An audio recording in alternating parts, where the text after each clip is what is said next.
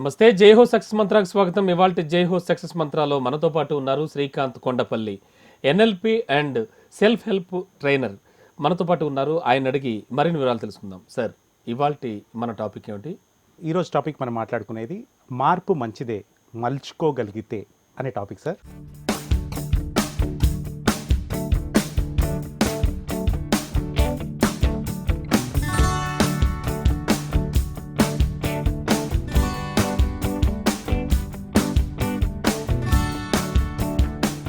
మార్పు అనేటువంటిది చూడడానికి చిన్న పదమైన చాలా విస్తృత అర్థం ఉన్నటువంటి పదం. అవును సార్. మార్పు, చేంజ్ అంటే మార్పుని ఏ విధంగా చూడాలి సార్? మొదట మనిషి అసలు అంటే ఒక మార్పు ఒక కుటుంబంలో కావచ్చు, ఒక మనిషి వ్యక్తిగత జీవితంలో కావచ్చు, సమాజంలో కావచ్చు, అంతర్జాతీయ పరంగా కావచ్చు. చాలా విస్తృతమైన సబ్జెక్టు మార్పు అనే పదమే కేవలం. ఎలా అనుకోవచ్చు సార్? ఎలా అర్థం చేసుకోవాలి? సో ఫస్ట్ మనం ఈ మార్పు సహజం అనేది గుర్తించాలి సార్. ఎందుకంటే క్వైట్ న్యాచురల్. ప్రకృతిని అబ్జర్వ్ చేసినా కూడా మనము ప్రకృతిలో చూస్తే సీజన్స్ మారుతూ ఉంటాయి, కాలం మారుతూ ఉంటుంది. వేసవి కాలం వస్తుంటుంది, ఆ తర్వాత ఇలా కాలం మారుతూ ఉన్నప్పుడు మనకు అర్థమైపోతుంది ఈ ప్రకృతిలో ఎక్కడ సృష్టిలో చూసినా మార్పు అనేది అత్యంత సహజమని. అయితే ఈ మార్పు ఒక వ్యక్తి విషయానికి వచ్చినప్పుడు, వ్యక్తి జీవితంలో లేదా ఉద్యోగంలో లేదా అతని కుటుంబ వ్యవస్థలో వచ్చినప్పుడు కొన్ని సందర్భాల్లో ఈ ఉన్న స్థితి నుంచి ఇంకో స్థితికి వెళ్ళేప్పుడు కొంత ఇబ్బంది పడుతుంటారు. ఎందుకు జరుగుతుంది ఈ మార్పు అని కూడా కొంచెం ఇబ్బంది పడుతుంటారు. దాన్ని ఎలా హ్యాండిల్ చేయాలి, మార్పుని ఎలా మలుచుకోవాలి అనేది ఈరోజు మన టాపిక్. డెఫినెట్లీ అండి. అండ్ సార్, ఎండమూరి గారు చెప్పింది ఒకసారి విన్నాను నేను. మార్పు అనేది మొదట అంగీకరించబడదు అంటారు ఆయన. ఇందులో ఎంతవరకు నిజం ఉందంటారు? ఎందుకు అంగీకరించబడనంత ఏముంది మార్పులో అసలు? ఎలా అర్థం చేసుకోవాలి? సో మొదట్లో ఏమవుతుంది సార్, ఎవరికైనా మార్పు అంటే ఉన్న ఏదైతే సిచ్యువేషన్ ఉందో, స్టేట్ ఉందో, దాని నుంచి ఒక రకమైన డిస్కంఫర్ట్ రావడం, మళ్ళీ ఇంకో సిచ్యువేషన్స్కి వెళ్ళడం. మనిషి సహజంగానే ఏదైతే ఉందో అది మంచిగా ఉంది అనిపిస్తుంటుంది. ఎందుకంటే మళ్ళీ ఇంకో కొత్త వర్క్ చేయాల్సి ఉంటుంది, కొత్తగా హ్యాండిల్ చేయాల్సి ఉంటుంది. ఆ కొత్తగా వచ్చిన సిచ్యువేషన్ని ఎలా హ్యాండిల్ చేయాలో తెలియదు తనకి. కాబట్టి సహజంగానే మనిషి ఇనర్షియా ఉండడం వల్ల ఇప్పుడు ఇది బాగానే ఉంది కదా, ఎందుకు ఈ కొత్త ఎక్స్పెరిమెంట్ అవసరమా, దీనివల్ల ఏం లాభం ఉంది, ఎప్పుడు ఇలాగే చేస్తున్నాం కదా అని ప్రస్తుతం ఉన్న కంఫర్ట్ జోన్నే మనిషి ఇష్టపడుతూ ఉంటాడు. ఆ కంఫర్ట్ జోన్ నుంచి బయటికి రావడానికి కొద్దిగా ఇబ్బంది పడుతుంటాడు. కానీ ఈ కంఫర్ట్ జోన్ బయటే తన అభివృద్ధి అనేది ఉంది అనే విషయాన్ని మర్చిపోతూ ఉంటాడు.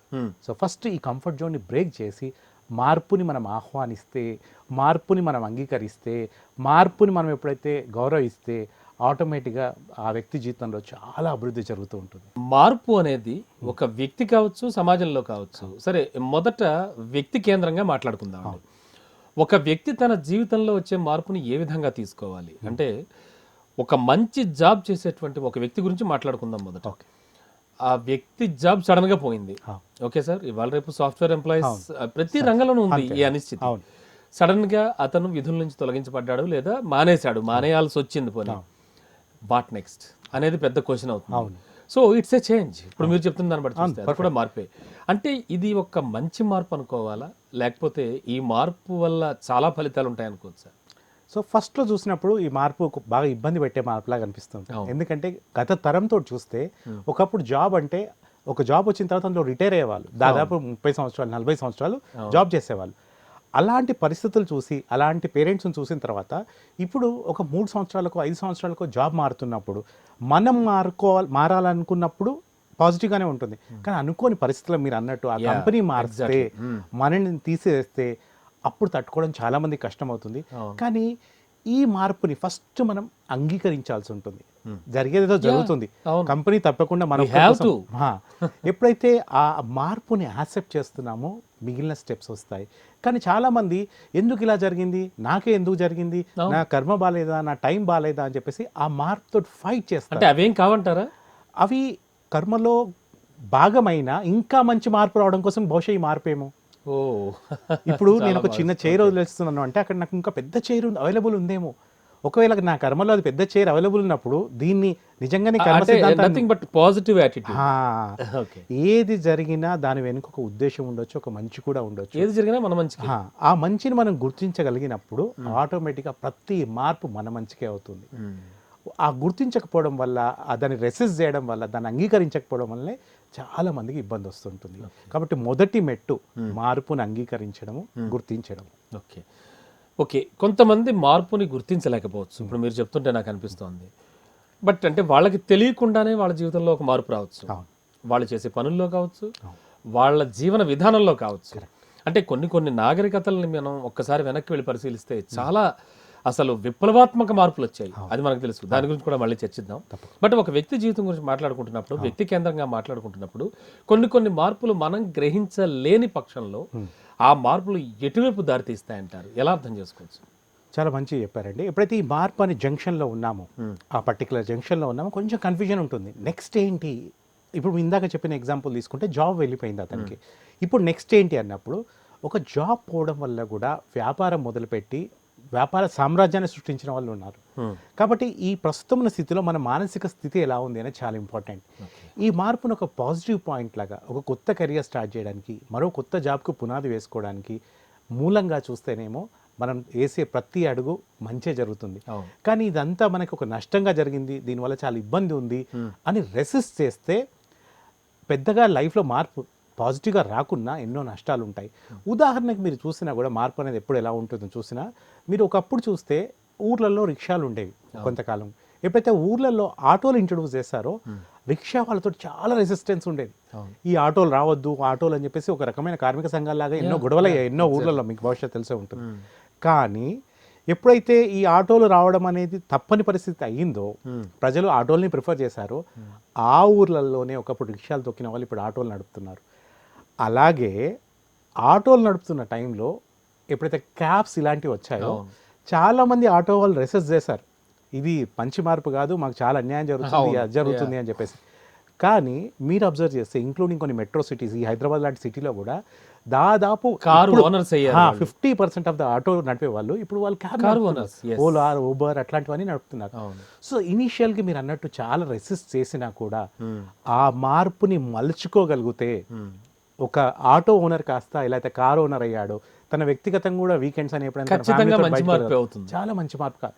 సో మనం ఈ మార్పుని ఎలా మలుచుకుంటున్నాం అనేది చాలా ఇంపార్టెంట్. దానికి మనం చూసే విధానం చాలా ఇంపార్టెంట్. సో బట్ మొదట్లో మాత్రం అంగీకరించబడింది, చాలా ఇబ్బందిగా ఉంటుంది, ఎందుకంటే ఉన్న స్థితి నుంచి ఎండమూరి గారు చెప్పింది 100% రైట్ అండి. ఓకే. అండ్ సార్, చాలా సార్లు సామాజికంగా చూద్దాం, ఒక ఉద్యమం, ఒక ఉప్పెన, ఒక తీవ్ర స్థాయిలో వచ్చినటువంటి ఒక వ్యతిరేకత, అది ఒక గొప్ప మార్పుకి సంకేతం కావచ్చు ఏదో ఒక రంగంలో. పారిశ్రామిక విప్లవం దగ్గర నుంచి తీసుకుంటే అనేక సంఘటనలు చరిత్రలో జరిగాయి. మరి ఇటువంటి మార్పులను ఎలా చూడాలి? ఈ మార్పుల వల్ల ఆ దేశానికో ఆ ప్రాంతానికో వచ్చేటువంటి ఉపయోగాలు ఎలా ఉంటాయి? సో ఏ మార్పు వల్ల అయినా, ముఖ్యంగా మీరు అన్నట్టు దేశము లేదా సమాజం విషయంలో కొంత ఇనీషియల్గా తప్పకుండా ఇబ్బందులు ఉంటాయి. ఆ ఇబ్బందుల్ని ఎలా హ్యాండిల్ చేస్తున్నాము, ఏ దృక్కోణంతో చూస్తున్నాము అని దాని మీదే మొత్తం ఆ సక్సెస్ అయినా ఫెయిల్యూర్ అయినా ఆధారపడి ఉంటుంది. కొన్ని ప్రభుత్వాలైనా లేదా కొన్ని సంఘాలైనా మార్పు తీసుకురావాలని ట్రై చేసినా ఇనీషియల్గా బాగా డిస్టర్బెన్స్ ఉండి ఆ మార్పు యొక్క పర్పస్ ఏంటో అర్థం చేయించలేదనుకోండి, తప్పకుండా ఆ ఇబ్బంది అనేది ఎక్కువ కాలం కొనసాగుతుంది. కానీ ఆ మార్పు వెనుకున్న ఉద్దేశం ఏంటి, అది ఎలా ఉపయోగపడుతుంది, అది అందరికీ ఎలా మంచి జరుగుతుందని ఎవరైతే బాధ్యులు ఉన్నారో వాళ్ళు అర్థం చేయించాల్సిన అవసరం చాలా ఉంటుంది. ఇందులో అత్యంత ముఖ్యమైనది కమ్యూనికేషన్. ఎక్కడైతే ఎవరైతే మార్పుని ఇనిషియేట్ చేస్తున్నారో వాళ్ళు అర్థం చేయించాల్సిన అవసరం ఉంటుంది అందరికీ. ఆ మార్పు వల్ల ఎలాంటి ఉపయోగం ఉంది, ఎందుకు మనం దాన్ని అంగీకరించాలి, ఈ మార్పు తీసుకోకుంటే ఎన్ని నష్టాలు ఉన్నాయో కూడా అర్థం చేయించాల్సి ఉంటుంది. ఒక్కసారి ఆ మార్పు వల్ల ఉన్న లాభాలు, ఆ మార్పు తీసుకోకుంటే వచ్చే నష్టాలు ఎవరికైతే ఆ మార్పులో భాగమైన భాగస్వాములు అందరికీ అర్థమైన తర్వాత చాలా వరకు ఆ మార్పులో వాళ్ళు పాలు పంచుకుంటారు. ఆ మార్పు యొక్క జెండాను తీసుకుని వాళ్ళు ముందుకెళ్తారు, డెఫినెట్ గా. తద్వారా ఆటోమేటిక్గా అభివృద్ధి చెందుతారు. ఓకే. అంటే ఈ ఒక వ్యక్తిగత మార్పు విషయంలో కనుక ఆలోచిస్తే, ఏ వయసులో వాళ్ళు ఎక్కువగా యాక్సెప్టెన్స్ అనేది ఉంటుంది, అంటే ఒప్పుకోలు, ఖచ్చితంగా అది అవసరం మనిషికి. అంటే ఒక సంఘటన నీ జీవితంలో జరిగినప్పుడు దాన్ని నువ్వు పాజిటివ్ వేతో తీసుకున్నావా, నెగిటివ్ వేతో తీసుకున్నావా అనేది చాలా ముఖ్యం మీరు చెప్పినట్టు. సో వాళ్ళు తీసుకునే విధానం ఎలా ఉండాలంటారు మార్పు విషయంలో? జనరల్గా ఒక చిన్న ఏజ్లలో అయితే, ఫర్ ఎగ్జాంపుల్ స్కూల్ ఏజ్ వరకు మార్పుని అంత ఇష్టపడకపోవచ్చు. ఫర్ ఎగ్జాంపుల్ మీరు చూసిన ఒక 5th క్లాస్ వరకు ఒక అబ్బాయి ఒక స్కూల్లో చదువుకున్నాడు అనుకుందాం. ఆ తర్వాత వాళ్ళ ఫాదర్ ట్రాన్స్ఫర్ కావడం వల్ల 6th క్లాస్కి ఇంకొక ఊర్లో ఇంకో స్కూల్లో వేశారనుకుందాం. తప్పకుండా ఈ అబ్బాయి రెసిస్ట్ చేస్తాడు. ఎందుకు అంటే ఈ 5 సంవత్సరాలు ఏ ఫ్రెండ్స్ తోటి అవుతున్నారో, ఏ ప్రాంతంలో అవుతున్నాడో, ఏ సీట్ ఉన్నాడో వాళ్ళందరూ కంఫర్టబుల్ జోన్లో ఉంటాడు, తన ఫ్రెండ్స్ ఉంటారు. సడన్గా ఫాదర్ ట్రాన్స్ఫర్ అయింది కాబట్టి 6వ తరగతి కొత్త ఊరికి వెళ్ళేసి కొత్త ఫ్రెండ్స్ని చేసుకోవడానికి తను చాలా ఇబ్బంది పడతాడు. కొంత బుల్లింగ్ కూడా లేదా మిగిలిన పిల్లలు సతాయిస్తారేమో అని భయం కూడా ఉంటుంది అతనికి. కాబట్టి ఇనీషియల్గా చాలా రెసిస్ట్ చేసినా కూడా కొంతకాలం తర్వాత ఒక 3 నెలల తర్వాత ఆ కొత్త ప్రాంతాన్ని అతను యాక్సెప్ట్ చేయడం స్టార్ట్ చేస్తాడు, ఆ కొత్త ఫ్రెండ్స్ని ఎంజాయ్ చేయడం స్టార్ట్ చేస్తాడు, ఆ కొత్త పరిస్థితుల వల్ల ఎన్నో కొత్త విషయాలు నేర్చుకోగలుగుతాడు. అప్పుడు యాక్సెప్టెన్స్ ఒక్కసారి అయిపోయిన తర్వాత దాంట్లో ఉన్న బెనిఫిట్ చూడగలుగుతాడు. సో ఇది చాలా ముఖ్యము. అలాగే యువకుల్లో కూడా మార్పు చాలా వరకు కోరుకుంటారు, ఎందుకంటే ఒక కొత్త ధర్మంలో వాళ్ళకి ఒక కిక్ ఉంటుంది కదా. ఎక్కడైనా కొంచెం మార్పుకు సంబంధించిన ఇబ్బంది ఉంది అంటే వయసు కొంచెం మీరిన వాళ్ళు అందులో కొద్ది మంది మార్పుని ఇష్టపడకపోవచ్చు, ఎందుకంటే దాదాపు ఇన్ని సంవత్సరాలు ఒక విధానానికి అలవాటు పడి సడన్గా వాళ్ళకి కొత్త విధానం ఏదైనా తీసుకొస్తే ఇనిషియల్ రెసిస్ట్ చేయవచ్చు. కానీ వారికి కూడా ఈ మార్పులో ఉన్న లాభాలు ఏంటి అని అర్థం చేస్తే ఆ తరం వారికి ఉన్న వివేకం వల్ల, వాళ్ళకున్న ఎక్స్పీరియన్స్ వల్ల తప్పకుండా ఒప్పుకుంటారు. ఏ మార్పు వెనుకైనా ఆ మార్పు వస్తున్న వారు ఎందుకు ఈ మార్పు తీసుకొస్తున్నారు, ఈ మార్పు వల్ల లాభాలు ఏంటి అనేది మాత్రం అర్థం చేయించాల్సిన బాధ్యత చాలా ఉంటుంది. ఆ పాత తరం నుంచి కొత్త తరం వరకు చూసుకుంటే కనుక మార్పు అనేది, మార్పు రాకుండా మీరు చెప్పినట్టుగా rickshaw and auto and cabs, ఇలా అది ట్రాన్స్పోర్టేషన్ రంగంలో చెప్పారు. ఇలా ఈ టైప్ ఆఫ్ లో వస్తున్నటువంటి మార్పుల్ని అంటే అభిలషిస్తూ, మార్పుల్ని స్వాగతిస్తూ ఉండేవాళ్ళ సంఖ్య కూడా పెరుగుతూ వస్తుంది అనుకోవచ్చా, లేకపోతే పాత తరానికి ఇప్పటి తరానికి తేడా ఏమిటి? కొంత పెరుగుతుంది అని చెప్పాలి, ఎందుకంటే ఒకప్పుడు మార్పు యొక్క స్పీడ్ ఇంత లేదు. Thanks to technology and all other areas సమాజంలో వస్తున్న మార్పులు కూడా అన్ని విషయాల్లో మార్పు వస్తూ ఉండడం వల్ల మార్పుని కొంత యాక్సెప్ట్ చేస్తున్నారు, ఏదైనా కొత్త విషయాన్ని త్వరగానే అర్థం చేసుకుంటున్నారు ప్రజలు, అన్ని వయసుల వాళ్ళు. కానీ ఒకప్పుడు మార్పు యొక్క స్పీడ్ కూడా ఇంత లేదు కాబట్టి అప్పటితో పోలిస్తే ఇప్పుడు అంగీకారం అనే పర్సంటేజ్ పెరిగింది. ఓన్లీ థింగ్ ఏంటంటే కమ్యూనికేషన్ ఎప్పుడైతే బాగా మార్పు జరుగుతూ ఉందో ఆ మార్పు యొక్క ఉద్దేశం ఏంటి, ఎందుకు అనేది అందరికీ అర్థం చేయాల్సిన అవసరం ఉంది. అది ఒక చిన్న కుటుంబంలోనే అయి ఉండొచ్చు, కుటుంబంలో ఒక ఇల్లు ఇంకో ఇంటికి మారడం అయి ఉండొచ్చు, లేదా ఒక కొత్తగా కోడలి వచ్చింది అనుకుందాం ఇంటికి, అత్తగారి ఇంటికి, ఆవిడకి అదొక పెద్ద మార్పు జీవితంలో. తను పుట్టిన ఇల్లు, తన బంధాలు అన్నీ వదిలేసి ఒక కొత్త ఇంటికి వస్తుంది. ఆవిడ జీవితంలో అతిపెద్ద మార్పు అని చెప్పొచ్చు. సో కొత్త వ్యక్తులతోటి జీవితాంతం కలిసి ఉండాలి, కొత్త వ్యక్తి జీవిత భాగస్వామి అయ్యాడు, తనతోటి ఉంటుంది, అత్త మామ ఎన్నో ఉంటాయి. సో ఆ టైంలో తను ఎలా హ్యాండిల్ చేస్తుంది, ఆ మార్పుని ఎలా చూస్తుంది, ఆ తర్వాత తను తీసుకునే చర్యలు ఏంటి అనేది మీదే ఆవిడ ఎంత సక్సెస్ఫుల్గా ఆ ఇంట్లో కొనసాగుతుంది అనేది ఆధారపడి ఉంటుంది. ఓకే, మార్పులో సర్దుబాటు ధోరణి ఏమైనా ఎక్కువగా ఉండాలంటారా? అలా ఉన్న వాళ్ళే సక్సెస్ వస్తూ ఉంటారంటారా? కొంతవరకు తప్పకుండా సర్దుబాటు అవసరము. ఏ విషయంలో సర్దుబాటు అవుతున్నాం అనేది కూడా చాలా ముఖ్యం. ముఖ్యమైన విలువలు ఏవైతే ఉన్నాయో మన జీవితంలో, మన వ్యక్తిత్వం సంబంధించినవి ఏవైతే ఉన్నాయో ఆ విషయంలో సర్దుబాటు కాకుండా మిగిలిన ఏవైతే విషయాలు తనకి అంతగా ఇంపార్టెన్స్ కాకుండా ఇచ్చే వ్యక్తికి ఇంపార్టెంట్ అన్నప్పుడు తప్పకుండా సర్దుబాటు అవ్వడమే మంచిది. కానీ తన ఆత్మగౌరవం కోల్పోనంత వరకు ఏ సర్దుబాటు అయినా చాలా మంచిది. ఓకే, సామాజికంగా కానీ, అంతర్జాతీయ పరంగా కానీ, జాతీయంగా కానీ మార్పుని ఎలా గమనించాలంటారు? ఒక మార్పు వస్తోంది అంటే ఒక విషయంలో కొన్ని సందర్భాల్లో మార్పు వస్తోంది, అది ఇంకా రెగ్యులరైజ్ అయిపోతుందా? అంటే మనం రెగ్యులర్గా దాన్ని అబ్జర్వ్ చేస్తామా? ఈ విషయాన్ని ఎలా అబ్జర్వ్ చేయాలంటారు? సో మార్పు వస్తుంది అనుకోవడం వేరు, మార్పు తేవడం వేరు. సో మార్పు కొన్ని సందర్భాలు సహజంగానే వస్తుంది. ఫర్ ఎగ్జాంపుల్ మన ప్రకృతి లేదా ఇట్లాంటి విషయాలు మాట్లాడడం మార్పు అనేది సహజం. అక్కడ ఏ వ్యక్తి ఇనిషియేట్ తీసుకోవాల్సింది అది సహజంగా జరుగుతుంది. కానీ ఒక మంచి దేశంలో ఒక నాయకుడైనా, ఒక రాష్ట్ర నాయకుడైనా, కుటుంబంలో ఉన్న వ్యక్తి అయినా మార్పు తీసుకురావాల్సి ఉంటుంది. కాన్షియస్గా కొన్ని డిసిషన్ తీసుకోవాల్సి ఉంటుంది. ఎప్పుడైతే ఆ కాన్షియస్గా డిసిషన్ తీసుకుంటున్నాడో దానివల్ల వచ్చే లాభాలు ఏంటి అనేది అందరూ చూసిన రోజు, అందరికీ అర్థం చేసిన రోజు ఆటోమేటిక్గా అందరికీ బెనిఫిట్ ఉంటుంది. ముఖ్యంగా దేశానికైనా వ్యవస్థకైనా ఈ మార్పు యొక్క పూర్తి రూపం, పూర్తి చిత్రం అర్థం కావాల్సిన అవసరం మాత్రం చాలా ఉంటుంది. ఓకే, అంతర్జాతీయ పరంగా చూస్తే కనుక పారిశ్రామిక విప్లవం దగ్గర నుంచి చూస్తే, అంటే పాత రోజుల నుంచి చూస్తే కనుక అనేక సందర్భాల్లో విస్తృతమైనటువంటి మార్పులు వచ్చి దేశ స్వరూపాన్నే మార్చేసాయి. కొన్ని చోట్ల రాష్ట్ర స్వరూపాలు మారిపోయాయి, రాజకీయాలు కూడా మారిపోయాయి. వీటిని ఎలా చూడొచ్చు అంటారు? వీటికి వ్యక్తిగత మార్పులకి ఏదైనా ఒక పెద్ద గ్యాప్ ఉందంటారా? అంటే మీన్స్ చాలా ఎక్కువ డిఫరెన్స్ ఏమైనా కనిపిస్తుందా మనకి? చాలా వరకు మనుషులు లేదా వ్యక్తులు వాళ్ళకున్న పరిస్థితులను బట్టి మారుతూ ఉంటారు. అయితే ఎందుకు ఇలా జరిగింది అంటే కూడా ఒక్కొక్క దేశం ఒకప్పుడు ఐసోలేటెడ్గా ఉండేది. థ్యాంక్స్ టు టెక్నాలజీ లేదా ఇంటరాక్షన్ ఒక దేశంలో వస్తున్న మార్పుని ఇంకో దేశస్తులు బాగా అబ్జర్వ్ చేస్తున్నారు. అక్కడ వచ్చిన మార్పుని ఇక్కడ త్వరగా ఎలా తీసుకురాగలుగుతామని ఆలోచిస్తున్నారు నాయకులైనా ప్రజలైనా. అలా అన్ని రంగాల్లో ఇతర దేశాల్లో జరుగుతున్న మార్పులని మన దేశంలో ఎలా తీసుకురాగలుగుతామని ఆలోచన రావడం వల్ల, ఇతర దేశంలో ఉన్న వ్యాపారాన్ని మన దేశంలో ఎలా వ్యాపారంగా మార్చగలుగుతామని ఆలోచన రావడం వల్ల మార్పు చాలా స్పీడ్ అందుకుంటుంది, మార్పు ఎన్నో అడ్వాంటేజ్ తీసుకుంటుంది. ఇలా మార్పు వస్తున్నప్పుడు మారకుండా ఉంటే కూడా చాలా నష్టాలు ఉంటాయి. నేను అడగబోయేది అదే అడుగుదాం అనుకుంటున్నా. సో ఒకప్పుడు మీరు చూస్తే అత్యంత శక్తివంతమైన జంతువు ఏదైనా ఉంది అంటే మీరు వినుంటే భూమండలం మీద డైనోసార్స్ అనే ఉండేవి, రాక్షస బల్లులు, చాలా శక్తివంతమైనవి. అది ఎందుకు అంతరించిపోయాయి, ఈ రోజు ఎందుకు లేవు అని చాలా మంది ఎవరు ప్రశ్నించినా కూడా శాస్త్రజ్ఞులు చెప్పే ఆన్సర్ ఒకటే, పరిస్థితుల్లో వస్తున్న మార్పులని తగ్గట్టు అవి మారలేకపోవడం వల్లనే అవి జాతి అంతరించిపోయిందట. అంటే చూడండి, కానీ మీరు ప్రస్తుతం చూడండి, ఒక చిన్న దోమ ఈ దోమలు వస్తున్నాయని చెప్పేసి ఎన్నో ఇంట్లో ఆల్ అవుట్లు అవి పెడుతూనే ఉంటారు. కానీ మనం ఎంత పవర్ఫుల్ వాడుతున్నా కూడా అవి ఆ మార్పును తట్టుకొని ఇంకా అప్గ్రేడ్ అయ్యి ఇంకా స్ట్రాంగ్ వస్తున్నాయి. అంటే ఒక రాక్షస బలి చేయలేకపోయింది కూడా ఒక దోమ చేయగలుగుతుంది, కాబట్టి తట్టుకొని ఈ రోజు కూడా నిలబడగలుగుతుంది. అంటే మార్పుకి అభివృద్ధికి అంటే డెవలప్మెంట్కి చాలా బలమైన లింక్ ఉందనుకోవచ్చు. చాలా బలమైన లింక్ ఉందండి. ఎలా సార్? ప్రస్తుతం ఉన్న స్థితి నుండి ఉన్నత స్థితికి వెళ్ళడాన్ని మనం అభివృద్ధి అంటాం. అయితే ఈ ఉన్న స్థితి నుంచి ఉన్న స్థితికి పోవాలంటే కొన్ని యాక్షన్స్ తీసుకోవాల్సి ఉంటుంది. ఉన్న స్థితిలో నేను ఉండి మార్పును కోరుకుంటే సాధ్యం కాదు. ఏదైతే చర్యలు తీసుకోవాలో ఆ చర్యలు ఇంతకన్నా బెటర్ చర్యలు అయి ఉండాలి. కాబట్టి దానికోసం కొన్ని నేను మార్పులు చేసుకోవాల్సి ఉంటుంది. నా రోజువారీ అలవాట్లో మార్పులు అయి ఉండొచ్చు, నేను చేసే పనిలో మార్పులు అయి ఉండొచ్చు, నా యొక్క కష్టంలో మార్పులు అయి ఉండొచ్చు. ఎప్పుడైతే వీటిలో మార్పు తీసుకొస్తానో ఇది ఒక కాజ్లా పనిచేసి ఆ కాజ్కి వచ్చే ఎఫెక్ట్, ఆ రిజల్టే అభివృద్ధి అవుతుంది. సో ఇక్కడ మన ఎఫర్ట్ అనేది కాజ్ అవుతుంది, నేను తీసుకునే ఇనిషియేటివ్స్ అన్ని కాజ్ అవుతాయి, ఆటోమేటిక్గా అభివృద్ధి అవుతుంది. సో అభివృద్ధికి కీలకమైనది ఏదైనా ఉంది అంటే అభివృద్ధి కావాల్సిన మార్పు తీసుకురావటమే, నలుగురిలో కూడా తీసుకురావటం.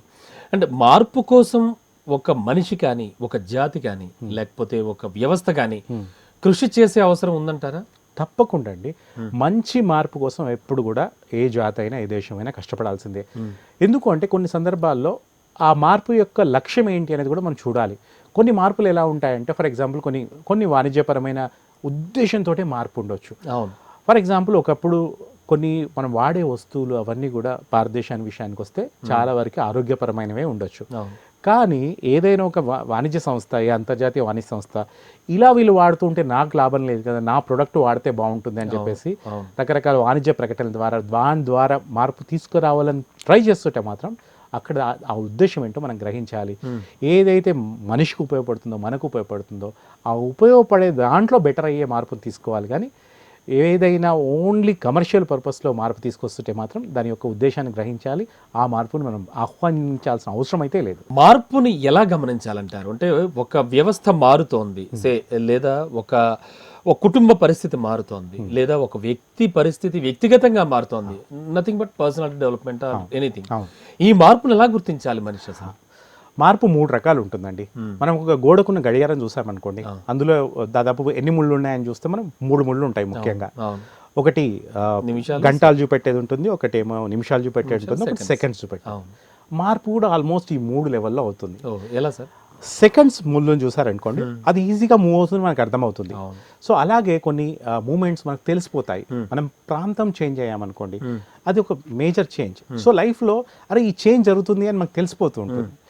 అలాగే మన జీవితంలో కొన్ని సంఘటనలు కొన్ని జరుగుతుంటాయి, నిమిషాల్లాగా మెల్లిగా కొద్దిసేపు అబ్జర్వ్ చేస్తేనే, ఫర్ ఎగ్జాంపుల్ ఒక వ్యక్తి అద్దం ముందు నిలబడి తనంతరం చూసుకుంటేనే కొద్దిసేపు అబ్జర్వ్ చేస్తే అరే ఇక్కడ మార్పు ఉన్నట్టుందే అని గుర్తిస్తాడు. అప్పటివరకు గుర్తించలేడు. ఇది నిమిషాలు లాంటిది. అలాగే గడియారంలో ఉన్న గంటల ముళ్ళు ఉందనుకోండి, అది ఏదో 1 నిమిషం 2 నిమిషాలు 3 నిమిషాలు అబ్జర్వ్ చేస్తే కదలదు. కానీ 24 గంటల్లో దాదాపు 24 సార్లు అది మారుతూనే ఉంటుంది. అలాంటి మార్పులు ఏంటి అని అబ్జర్వ్ చేయడం, వాటిని పట్టడము, అవి మూలమైన మార్పులు. సో అది ఎందుకంటే అదంతా ఇమ్మీడియట్గా మన కళ్ళకి కనపడదు.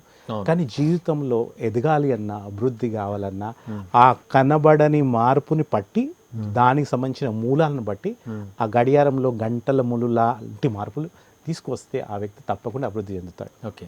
అంటే సార్, చాలా సందర్భాల్లో చాలా ఊళ్ళలో కానీ ఎక్కువగా గ్రామాల్లో చూస్తూ ఉంటాం, కొంతమంది గురించి మాట్లాడుకుంటూ ఉంటాం, వాడు అంతేరా మారడు, వాడు అసలు ఏది చెప్పినా వినడు, మారడరా అనే మాటలు ఎక్కువ వింటూ ఉంటాం. అంటే వీళ్ళు మార్పు ఎందుకని స్వతహాగా కోరుకోరు? అంటే మార్పు ఇష్టం లేకనా, లేకపోతే మార్పు వల్ల వాళ్ళ జీవితంలో ఏదో రకంగా తీసుకొచ్చేటువంటి మార్పు వల్ల మరింత యాక్టివ్గా పనిచేయాలనేటువంటి, అంటే వాళ్ళకి బద్ధకం ఉంటే కనుక ఇటువంటి సందర్భాల వల్ల ఎందుకని మార్పును కోరుకోరు కొంతమంది? కొంతమంది ఎందుకు మార్పుని అంగీకరించరు అంటే ముఖ్యంగా కొన్ని తెలియని భయాలు ఉంటాయి ఆ మార్పు వల్ల. ఇప్పుడు ప్రస్తుతం ఉన్న స్థితి కన్నా ఇంకా ఇబ్బందికర స్థితి వస్తుందేమో, లేదా దీనివల్ల ఉపయోగం ఏం లేదేమో, ఇలాంటి అనవసరమైన ఎక్స్పెరిమెంట్లు అవసరం లేదేమో అనే ఒక భ్రమలో ఉంటారు వాళ్ళు. అందుకే ఎవరేం చెప్పినా కూడా వాళ్ళు ఎలాంటి మార్పులు చేసి చూడరు. కానీ ఇందాక మనం మాట్లాడుకున్నట్టు గడియారంలో సెకండ్స్ ముందులాగా సడన్గా వాళ్ళ లైఫ్లో ఏదైనా షిఫ్ట్ అవుతే మాత్రం అలాంటి వ్యక్తులు కూడా ఒకసారి షాక్ అయ్యి చిన్న చిన్న మార్పులు తప్పకుండా వాళ్ళ లైఫ్లో తీసుకొస్తారు. వీళ్ళు ఎలాంటి వాళ్ళు అంటే, ఫర్ ఎగ్జాంపుల్ వాళ్ళకి ఒక వ్యక్తి చెప్పాడు అనుకోండి, మీరు బాగా ఓవర్ వెయిట్ అయిపోతున్నారు, కొద్దిగా వాకింగ్ చేయండి అంటే చాలాసార్లు వద్దులేండి ఇవన్నీ నార్మల్ అంటాడు. కానీ ఒక రోజు ఒక అలారం బెల్ లాగా కొట్టి డాక్టర్ దగ్గరికి వెళ్ళి, డాక్టర్ రేపటి నుంచి మీరు వాక్ చేస్తేనే ఉండగలుగుతారు, లేకపోతే ఇక మీకు రోజు అంటే ఇమ్మీడియట్గా ఆ రోజు నుంచి మాత్రం మారుతారు. సో కాబట్టి మార్పుకి మనుషులు ఎప్పుడు అంగీకరిస్తారు అనేది డిఫరెంట్ స్టేజ్లో ఉంటుంది. ఇంతాక మీరు అన్నట్టు ఆ వ్యక్తి ఎన్ని రోజులు మారకున్నా కూడా ఏదో ఒక పరిస్థితులు అతన్ని మార్చేస్తాయి. సో పరిస్థితులు మార్చేంత వరకు మనం వెయిట్ చేస్తామా, మనమే మనకు కావాల్సిన పరిస్థితులను సృష్టించుకుంటూ మార్పులు తీసుకొస్తామా అనేది మేజర్ డిఫరెన్స్. అంటే సిచ్యువేషన్స్ అంటే సిచ్యువేషన్స్, పరిస్థితులు ఎంతవరకు ప్రేరకం అవుతాయంటారు మార్పుకి? తప్పకుండా కొంతవరకు ఫస్ట్ ఇనిషియల్గా పరిస్థితులే మనని మార్పు గురి చేస్తాయి. పరిస్థితుల వల్లనే. ఫర్ ఎగ్జాంపుల్ మనం ఒక రూమ్లో కూర్చున్నాం అనుకోండి, ఆ రూమ్లో ఉన్న టెంపరేచర్ మనకు కంఫర్టబుల్గా లేదు, ఏసీ ఆన్ ఉన్నా కూడా అది 24, 26 మీద ఉండడం వల్ల మనకు కొంచెం ఉక్కబోస్తుంది అనుకుందాం. ఆటోమేటిక్గా మనం ఏం చేస్తామంటే ఇంకొంచెం చల్లదనం పెంచుకోవడం కోసం రిమోట్ కంట్రోల్ తోటి దాన్ని ఏ 20 మీదకో 18 మీదకో తీసుకొస్తాం. ఇక్కడ మనం ఆ ఇనిషియేట్ తీసుకుంటున్నాం. అప్పుడైతే ఆ ఏసీలో మార్పు తీసుకొచ్చామో ఆటోమేటిక్గా మన కంఫర్ట్ పరిస్థితులు కూడా మారిపోతాయి. అలాగే ఇప్పుడున్న మన ప్రస్తుత పరిస్థితులు వీటిని కొంతవరకు డిమాండ్ చేస్తాయి. పరిస్థితులే పూర్తిగా మంచి మార్పులు తీసుకురాకపోవచ్చు. పరిస్థితులు ఎలాంటివి అంటే, ఫర్ ఎగ్జాంపుల్ రోటీ కపడా ఆర్ మకాన్ అంటాం కదా, ఇలాంటి కనీస అవసరాల కోసం మనం పరిస్థితులు పుష్ చేస్తాయి. కానీ జీవితంలో ఉన్న అత్యంత ముఖ్యమైన విలువలు, పెద్ద విజయాలకు మాత్రం మన లోపల నుంచి ఆ మార్పు రావాల్సి ఉంటుంది. గాంధీ గారు అన్నట్టు మనం ప్రపంచంలో ఏదైతే మార్పు చూడాలనుకుంటున్నామో ఆ మార్పును ముందుగా మన నుంచి మొదలు పెడితేనే ఆ మార్పును మనం ప్రపంచంలో చూడగలుగుతాం. అందుకే ఒక ఆయనది ఎప్పుడు చెప్తూ ఉంటారు, ఒక వ్యక్తి ప్రపంచాన్ని మారుద్దామని బయలుదేరాడట. చాలా రోజులు కృషి చేస్తాడట. ఆ తర్వాత అనిపించిందట, ఇంత పెద్ద ప్రపంచం కదా, నా వల్ల అవ్వట్లేదు, కనీసం నా దేశాన్ని మారుద్దామని బయలుదేరాడట. ఆ తర్వాత దేశాన్ని మారుద్దామని చాలా కృషి చేశాడట. కానీ దేశంలో అందరూ మారట్లేదు. ఈ దేశస్తులు కూడా పూర్తిగా ఉన్నట్లు ఒక రాష్ట్రం మీద ఫోకస్ చేద్దాం అనుకున్నాడట. రాష్ట్రం మీద బాగా కష్టపడ్డాడు, కానీ అయినా అనుకున్నట్టు అవకాశాలు దొరకలేదు.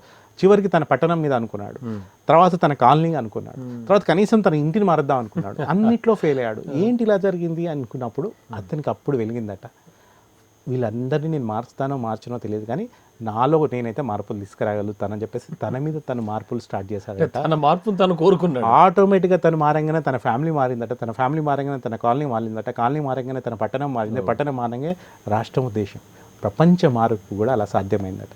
అందుకే మార్పు అనేది ఎప్పుడు ఒక వ్యక్తితోటి ఒక మంచి ఆశయంతో మొదలవుతుంది. ఓకే, అంటే ఫైనల్గా మీరు చెప్పండి, ఇప్పుడున్న యువతకు కానీ వీళ్ళకి కానీ, అంటే ఉద్యోగార్థులకు కానీ, ఇంటర్వ్యూస్కి వెళ్ళే వాళ్ళు కానీ మార్పుని ఎలా ఆహ్వానించాలి? వాళ్ళు మార్పు వల్ల వాళ్ళకి కలిగే బెనిఫిట్స్ ఏంటి క్లుప్తంగా? యువత అయినా లేదా ఎవరైతే లైఫ్లో సక్సెస్ కావాలనుకుంటున్నారో వాళ్ళందరూ వాళ్ళ జీవితాన్ని ఏ స్థితిలో కోరుకుంటున్నారు, ఉన్న స్థితి నుంచి ఎలాంటి ఉన్నత స్థితి కోరుకుంటున్నారని ముందుగా నిర్దేశించుకోవాలి. ఆ ఉన్నత స్థితి కోసం వాళ్ళు తీసుకోవాల్సిన చర్యలు ఏంటో వాళ్ళు ముందుగా నిర్ణయించుకోవాలి.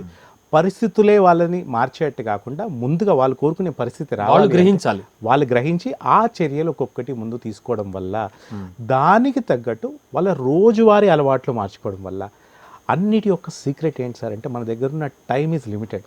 ఏ వ్యక్తికైనా ఎంత సక్సెస్ఫుల్ పర్సన్ రోజుకి 24 గంటలే ఉంటాయి. తన దగ్గర ఉన్న 24 గంటలు ఎటు వాడుకుంటున్నాడు అనే దాంట్లో మార్పు తీసుకురావడం వల్లేనే తన ఏ విజయానైనా అందించుకోగలుగుతాడు. అది చాలా ముఖ్యం. నిజంగా మార్పు గురించి, మార్పు వల్ల ఉపయోగం అండ్ మారాల్సిన అవసరం చాలా చక్కగా చెప్పారు.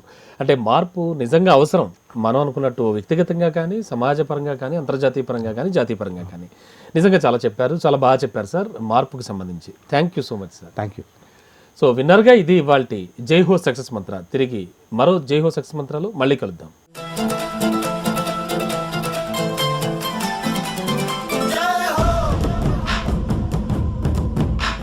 ఉపన్యాస కళలో మీరు నిష్ణాతులవ్వాలనుకుంటున్నారా? అయితే మీ కొరకే వక్త. వివరాల కోసం సంప్రదించాల్సిన ఫోన్ నంబర్ 9553586062.